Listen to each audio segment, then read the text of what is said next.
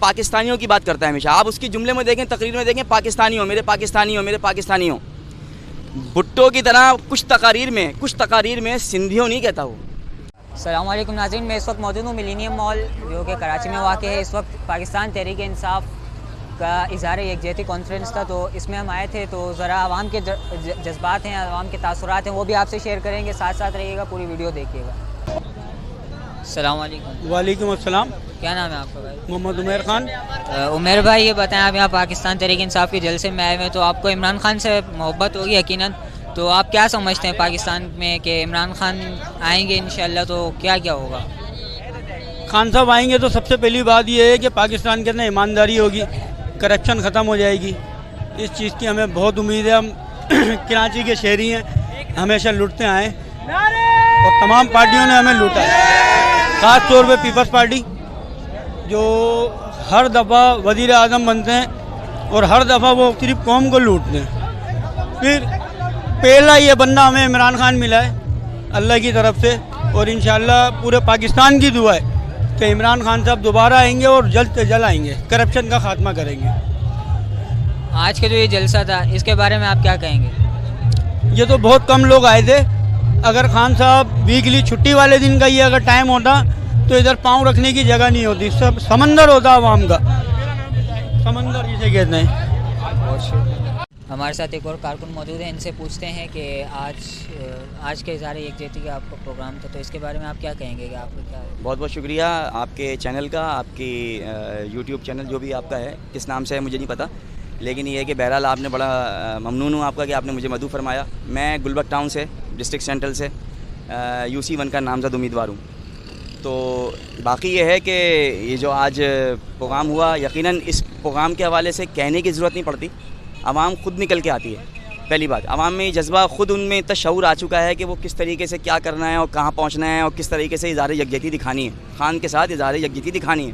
और वो भरपूर अंदाज में दिखाती है, जिस अंदाज में दिखाती है वो दिखाती है, आपके सामने ही है। चाहे इस्लामाबाद हो, कराची हो, रावलपिंडी हो, मुल्तान हो, कोई भी शहर हो पाकिस्तान का, लाहौर, कोई भी, मुल्तान, हर जगह वो इस हिसाब से अपना शऊर दिखाती है कि हमारे अंदर कितना शऊर है। और इन इदारों ने या इन PDM की जमातों ने या इन लोगों ने क्या पाकिस्तान के साथ किया, क्या लेके मौक़िफ़ लेके आए थे और क्या इन्होंने किया। आवाम इस वक्त बिलक रही है, सिसक रही है, ठीक है, बहुत बदतरीन हालत में इस वक्त गुजारा कर रही है, अपनी ज़िंदगी के मामलात खींच रही है। जो इमरान खान ने रिलीफ दिया था उसको भी ख़त्म कर दिया। यानी कि इनको शर्म नहीं आती कि जिस महंगाई की बुनियाद पर ये लोग आए थे उसको भी तहोबाला कर दिया, तहो पेश कर दिया, पसे पस डाल दिया उसने। यानी कि ये कोई तरीक़ाकार नहीं होता कि अवामी नुमाइंदा बन के, मैं तो कहता हूँ कि यानी कि मिसाल के तौर पे बिलावल या पीपल्स पार्टी या ये जो भुट्टो के नाम लेते हैं, भुट्टो ज़िंदा है, भुट्टो ज़िंदा है, भुट्टो का नाम लेके आते हैं लेकिन करते कुछ नहीं है। कराची की सड़कें खुरदरी पड़ी हुई हैं, गलियाँ मोहल्ले तबाह बर्बाद हो चुके हैं, कोई सीवरेज का इशू नहीं है। सीवरेज के मामलात इतने बिगड़े हुए हैं कि उसको अब ठीक करने के लिए भी बहुत टाइम चाहिए। भुट्टो जब तक मरेगा नहीं तब तक कुछ होगा नहीं। भुट्टो अभी जो है वो जिंदा है, इसलिए ये काम का बाड़ा है। अगर भुट्टो मरेगा तो कुछ जो है वो पाकिस्तान का अच्छा और बेहतर होगा। बिल्कुल इसी में दफना दो भुट्टो को, हाँ, ताकि ये बहुत नीचे जमीन के अंदर चला जाए, ताकि जिंदगी में कभी भूले से भी इसका नाम ना आए। वो दवा हो गया। यानी कि आप देखें वहाँ की जो आवाम है, दादू की, जड्डो मोरो, ठीक है, मुख्तलिफ चंडो मोहम्मद खान, वहाँ के आप लोगों को देखें, वहाँ पर वो बद्दुआएं दे रहे हैं। यानी कि जब उसका हेलीकॉप्टर देख रहे हैं तो लानतें दे रहे हैं, आप ये देखें। तो ये आवाम के अंदर तब्दीली है और वो खुद चाह रहे हैं कि इमरान खान आ जाए, कम अज़ कम हमें उनको रिलीफ मिल जाए। उनको तो इन पे एतबार ही नहीं है कि इनकी तरफ से जो फ़ंड मिला है, जो इनको ये फ़ंड कर बता रहे हैं कि जो इमदाद ले रहे हैं, ये फ़कीर बनकर जो इमदाद ले रहे हैं, ये मिलेगी भी नहीं मिलेगी, बल्कि वहाँ सिर्फ शक्लें दिखाते हैं, पूछते निकल जाते हैं। मैं खुद गया हूँ, स्टोरों में जमा है, वहाँ पर इन्होंने गंदुमे और ये जो जितनी भी ये अशिया जो वहाँ पर जमा होती हैं DC के ऑफिस में, वो जमा करके वो वहाँ बेच रहा है। यानी इनको शर्म नाम की कोई चीज़, इंसानियत नाम की कोई चीज़ होती है, कोई इंसानियत नाम की कोई चीज़ होती है कि बंदा कम अज़ कम यार इंसानों को रिलीफ तो दे, लेकिन वो तो बिल्कुल ही मतलब इससे आ रही हैं। बस पहुंच भी रही है ना, पीपल्स पार्टी के जितने कारकुन हैं, जितने उनके रिलेटिव हैं, उनको पहुंच रही है। ये है सिलसिला। बाकी आप दूसरा सवाल ये था कि आजकल काफ़ी लोगों का कहना है कि इमरान खान साहब भुट्टो से आगे निकल गए, तो इस बारे में आप क्या कहेंगे? इसमें क्या है? तारीख़ में जाऊँगा, बिल्कुल आगे निकल गए। अभी तो मैं शायद वक्त से पहले कह रहा हूँ जुमले ये, लेकिन बहरहाल निकल गए। जिस हालात में मैं कराची को देख रहा हूँ ना, और जो एक उरूज था माजी में किसी जमात का उरूज था, आज मैं जो कराची को देखता हूँ, जो आवाम निकल के आती है, मैं उस हिसाब से कहता हूँ कि वो आगे निकल गया। क्यों, कैसे? इसलिए आगे निकल गया क्योंकि पाकिस्तानियों की बात करता है हमेशा। आप उसके जुमले में देखें, तकरीर में देखें, पाकिस्तानी हो, मेरे पाकिस्तानी हो, मेरे पाकिस्तानी हो। भुट्टो की तरह कुछ तकारीर में सिंधियों नहीं कहता वो। ये कोटा सिस्टम किसने दिया? भुट्टो ने, ठीक है। प्लस ये जो मैं कह रहा हूँ कि मशरक़ी पाकिस्तान, जो आप याद रखो, मशरक़ी पाकिस्तान का सानिया आपको याद होगा, 71 का सानिया, ये मुजीब का ये हक़ था, मुजीब की अक्सरियत थी, मुजीबुर रहमान साहब की अक्सरियत थी, उनका हक़ था कि वो हुकूमत बनाए। लेकिन इन्होंने अपनी वो दिखाने के लिए कि भाई मैं ये चौधरी हूँ यहाँ का, मतलब बडेरा सिस्टम एक तरह से वो, तो इसलिए उन्होंने यहाँ पर हक़ मारा, उसका हक़ मारा। इसीलिए मैं कहता हूँ कि इमरान खान ने किसी का हक़ नहीं मारा, इमरान खान ने किसी का हक़ नहीं मारा, भुट्टो ने हक़ मारा मुजीब का। इसीलिए उसके लिए लोग नहीं निकले, उसके लिए लोग नहीं निकले। जब फांसी का ऐलान हुआ निकले नहीं निकले। इसीलिए इमरान खान इसलिए सुपीरियर है, भुट्टो से सुपीरियर इसलिए है। मेरे पास रीज़न है, ये रीज़न आप सामने रखेंगे, लोग बोलेंगे वाकई में सही कह रहे हो। जो पाकिस्तान को 2 लख कर दे, जो पाकिस्तान को 2 टुकड़े कर दे, जिसको जो मशरक़ी पाकिस्तान के हुकूक ना दिलाए, वहाँ चावल उगता था, यहाँ आता था, यहाँ पर टैक्स लगा के वहाँ भेजा जाता था, वो कमाने वो बोर हैं, वो बोर हैं। उनको चीज़ सस्ती मिलनी चाहिए, 10 रुपये में मिलनी चाहिए। आप उनको 15 रुपये में बेच रहे हो, ये ज़्यादती नहीं है, इस्तेसाल नहीं है। तो इसीलिए बहुत सी चीज़ें इमरान खान हवाला देते हैं भुट्टो का, लेकिन वो जीदार आदमी था। अक़वाम मुत्तहिदा में बैठ के उसने पर्चा फाड़ा, उस पर्चे का देख लिया आपने हशर क्या हुआ, फिर उसको लटका दिया गया। अदलिया मिली और अदलिया ने लटका दिया।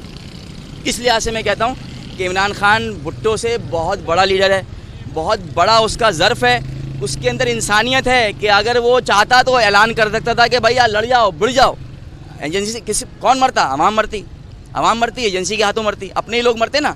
उसका बड़ा ज़र्फ़ है कि उसने इंसानियत का एहतराम किया, सबको अपने बोला कि घर पर रहो, और सबकी ज़िंदगियों को उसने तहफ़्फ़ुज़ फराम किया, तहफ़्फ़ुज़ फराम किया।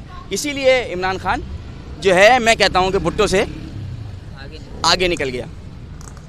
बहुत बहुत आने शुक्रिया वाला आपका। वक्त है जिसके ऊपर जो है अभी एक भुट्टो का वारिस आया है, सिंध गया है, जो यहाँ पता नहीं था लोगों को कि हाँ जुल्फ़िकार जूनियर, कि जिसको नहीं पता था कि किस जो है वो कहाँ पर है नहीं है, कोई आया है, कितना दुख हुआ है, कोई बैद नहीं है। हो सकता है आने वाले वक्त के अंदर वो ख़ुद भी इमरान खान के साथ ही खड़ा हो, क्योंकि आवाज़ उसकी वही है जो इमरान खान की है। आने वाला वक्त उसी की तरफ है। तो भुट्टो नाम देने से भुट्टो नहीं है। हाँ, नहीं, ये बिलावल जो है ना, ये बिलावल भुट्टो नहीं है, ये नहीं कहना चाहिए। नस्ल किससे चलती है? बाप से, ठीक है। तो बाप कौन है? जरदारी। तो भाई तू जरदारी है, तू भुट्टो नहीं है, ठीक है। तो तेरी माँ थी, थोड़ा बहुत असर तो होगा हल्का फुल्का, लेकिन माँ ने भी जो हुकूमतें की 2, अब वो भी मिसाल सामने है सबके। तो मैं ये कहता हूँ कि भाई जो भी बेड़ा उठाया इमरान खान ने, करप्शन के ख़िलाफ़ उठाया, ठीक है, एक हकीकी आज़ादी का उठाया कि हम कोई ग़ुलाम है, ये बोला है जुमला से, यही है ना। तो बेसिकली जो 2 बेड़े उठाए हैं, ये बहुत बड़ी जंग है। करप्शन तो नसों में दौड़ रही है, 10 साल से खा रहे हैं, 1000 रुपये फ़ाइल मिलती है, आज वो रुकी, तकलीफ़ हुई, चीखें निकली। तो मेरे भाई ये आहिस्ता आहिस्ता ख़त्म होगी। चुटकी का नाम तब्दीली नहीं है, आहिस्ता आहिस्ता आएगी मेरे, और आहिस्ता आहिस्ता ये काफ़िला बड़ा होता जाएगा, मज़ीद इदारों में घुसेगा, इदारे बेहतर होंगे, और इदारे बहुत हद तक बेहतर कर दिए थे। लेकिन जब यही क्रिमिनल बैठा दिए जाएंगे दोबारा, आप इसको क्या नाम है इसका, इनाम मेमन जो है पीपल्स पार्टी का, जिस पे कितने केसेस हैं, जिसको जब दौरा पड़ा तो फ़ौरन अस्पताल में बैठ गया, डॉक्टर आसिम, शर्जील इनाम मेमन, बीमार हो जाते हैं, ये सारे नाम, इनका कुछ हो जाता है मसला, बीमार हो जाते हैं। हाँ, बीमार हो जाएंगे फ़ौरन कमरे में तक चुका जाएगी, कोई बैसाखी पे आ जाएगा, कोई व्हील चेयर पे आ जाएगा, कोई बेड पे लेटा हुआ होगा। अभी देखो इनको पे केस बनेंगे, फ़ौरन हो जाएंगे। ये तो भागने के चक्कर में इनको मौका नहीं मिल रहा, और ये तूल इसलिए खींच रहे हैं। ये जो इलेक्शन पोस्टपोन किए हैं, बल्दियाती इलेक्शन, ज़िमनी इलेक्शन, ये 9 हल्कों में इलेक्शन इसीलिए पोस्टपोन किए हैं कि इनको पता था कि हम हार जाएंगे हमारे में। लेकिन क्या है कि ये फाइट ही नहीं कर सकते। तो जब ये अब तूल दे रहे हैं, 1 साल 2 साल निकल जाए ताकि हमें मौका मिल जाए कुछ काम करने का। अब पीपल्स पार्टी कैसे काम करवा रही है, अब कैसे ग्रीन रेड लाइन बस ऑन की है, क्यों ऑन की भाई? पहले क्यों नहीं करवाई? पहले क्यों खा गए? सारी बड़ी बसें खड़ी हुई हैं सुरजानी टाउन में, ये इतनी सारी बसें जो आई थी, ग्रीन बसें कहाँ गई? एयरलाइन बस, वो सारी बसें सड़ रही हैं, करप्शन की नज़र हो गई। मेरी अपनी गली के कोने पे जानी जो रोड थी पूरी, ये पैसा खा गए पूरा। अब बोल रहे हैं कि बढ़ाओ, DMC देगी पैसा, ये हशर है। अच्छा, एक चीज़ की तरफ तवज्जो देना चाहूँगी जो बहुत इंपॉर्टेंट है, जो मेरी नज़र में, आप पता नहीं आप लोग इसको क्या कहेंगे, कि जो सिंधी लेकर आ रहे हैं सारे कराची में, अब ये अपने स्टैंड बढ़ाएंगे और सारे यहाँ के आईसी और एनआईडी और एनआईसी और ये सारी चीज़ें बढ़ाएंगे और फिर ये अपना वोट बैंक बढ़ा रहे हैं। इन लोगों को लाके यहाँ पे कितने अफराद आ रहे हैं, क्यों आ रहे हैं यहाँ पे? इसलिए आ रहे हैं। इससे पहले भी ना सब मैं खुद वहाँ पे बल्दिया टाउन में बैठी थी, वहाँ से इतनी ज़यीफ़ खातूनें कहेंगी हम कल से चले हुए वहाँ से सिंध से, हम रहते ही सिंध में, यहाँ का वोट डालने पता नहीं किस तरह हो जाता है। ये आप लोगों को समझ आया कुछ? और जो अब इतने सारे लोग लेके आ रहे हैं सिंधी, ये सब यहाँ का वोट बैंक बढ़ाएंगे, जो मेरी समझ में आ रहा है। क्या कह रही है इस बात पर? क्योंकि ये यहाँ पर लाने का मकसद ये है कि देखो यहाँ पर जो वोट बैंक इनका नहीं है, कराची से इनको पता है कि नहीं आ सकता मेयर, नहीं वोट पड़ेगा, अंदरूनी सिंध से जो कर सके। वहाँ पर तो गुलामाना सोच है, एक वडेरा सिस्टम है, सिलसिला मामला है। यहाँ पर लाके उनको फ़ौरन डोमिसाइल इशू कर रहे हैं, डोमिसाइल इशू किया जा रहा है, कराची का डोमिसाइल दिया जा रहा है, ताकि वोट बैंक इनका बढ़े, ताकि इन लोगों को शामिल किया जाए और इनके ज़रिए ये वोट डाले जाएँ, ठप्पे पे ठप्पा। इसीलिए इलेक्शन कमीशन के अंदर जो इमरान खान ने तरमीम की थी इलेक्ट्रॉनिक वोटिंग मशीन की, वो इसीलिए ख़त्म की कि ताकि वो अगर हो जाएगी, थम लगाया, उसमें तो कोई 2 नंबर ही कर ही नहीं सकता। अब ये ठप्पे पे ठप्पे वाले सिस्टम के चलाने वाले लोग वो थोड़ी एक्सेप्ट करेंगे, तो इसलिए वो ख़त्म किया और ये इसीलिए पोस्टपोन किया इलेक्शन। पाकिस्तान के हालात उस वक्त बदलेंगे जब अदलिया न्यूट्रल हो, आर्मी न्यूट्रल हो और ये इन तमाम लोटों को फांसी पर चढ़ा दिया जाए या इनको सज़ाएं हों। पाकिस्तान से जो है वो गद्दारी और पाकिस्तान में ही सज़ा, इनको यहाँ से जो है वो एनआरओ ना मिले और ये कहीं बाहर ममालिकों में जाकर जो है वो अपनी रिहाइशें ना करें, तब पाकिस्तान तो सुधर सकता है। अदरवाइज़ अगर एक ही बंदे की आवाज़ और एक ही बंदे पर पाबंदी लगाने लेने से जो है वो पाकिस्तान कभी भी नहीं सुधरेगा, पाकिस्तान नहीं बनेगा। बहुत शुक्रिया आप लोगों का। बहुत शुक्रिया।